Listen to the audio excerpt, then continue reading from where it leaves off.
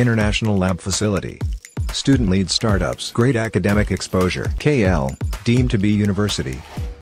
అసలు దయ్యాలు వేదాలుగా వరించినట్టుంది ఈటల రాజేందర్ గారు మాట్లాడుతూ ఉంటే నేను ఒక్కటే అడుగుతా ఉన్నా 2021లో ఎలక్షన్ బై ఎలక్షన్లా నాకంటే ముందు నన్ను సాదుకుంటారా చంపుకుంటారా అన్నది ఎవరు?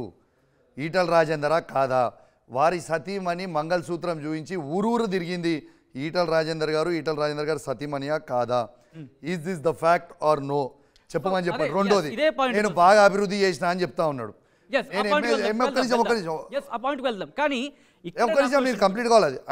కంటిన్యూ చేద్దాం. విషయం ఏంటంటే వాళ్ళు చేశారు, సరే వాళ్ళు తప్పు అంటున్నారు. అదే తప్పు మీరు కూడా చేశారు. నేను తప్పని నేను ఎందుకన్నా దాంట్లో తప్పని ఆయన ఏమన్నాడు? సెంటిమెంట్ గా వాడుకుంటుండు, నాకు గుండె బరువెక్కిందా అని అంటాడు అని అన్నాడు. మరి నాకంటే ముందు అన్నది ఆయనే కదా. ఆయన చేస్తే సంసారం, ఎదితోడు చేస్తే వ్యభిచారమా? ఇదేం పద్ధతి పోయి? ఆయన చేస్తేనేమో సంసారం అంటాడు, ఎదితోడు చేస్తే వ్యభిచారం అని అంటాడు. ఇదేం పద్ధతి? ఫస్ట్ 2021లో ఆయన ఏం మాట్లాడిండో ప్లే చేయండి. 2021లో ఈటల రాజేందర్ గారు ఇప్పుడు సంసారి మాటలు మాట్లాడిండు కదా. మీరు నన్ను ఎట్లా నిలబెట్టినప్పుడు మాట్లాడినప్పుడు మీరు కూడా ఆయన మళ్ళీ నిలబెట్టి మరి ఆయన 2021లో ఏం మాట్లాడిండో ఇదే స్క్రీన్ మీద ప్లే చేయండి. రెండోది, నేను అభివృద్ధి చేసినా అని అంటున్నాం.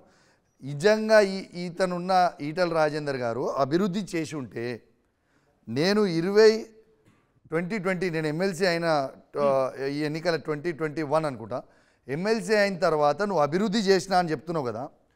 హుజరాబాద్ నడి బొడ్డు మీద ఇద్దరం నిలబడదాం, కొట్టుకునుడు వద్దు, తిట్టుకునుడు వద్దు. ఇగో ఎమ్మెల్యేగా కుర్చీ నీకు ఈడేస్తా, ఎమ్మెల్సీగా కుర్చీకి నేను ఈడ నిలబడతా.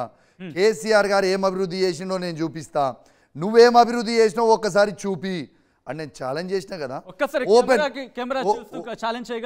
100% ఇవాళ కూడా ఛాలెంజ్ చేస్తా ఉన్నాను.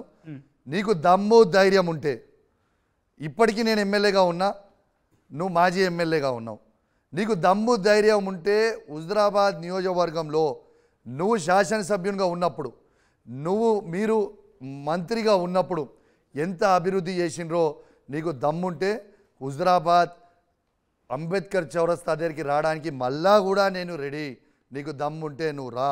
నేను లాస్ట్ టైం ఛాలెంజ్ చేసిన రోజు యావత్ హుజరాబాద్ ప్రజలు మొత్తం దాదాపు 20,000 మంది హుజరాబాద్ ప్రజలందరూ కూడా వచ్చి నిలుసుంటే తోక ముడిచి పారిపోయింది ఈటల రాజేందర్ గారు కాదా?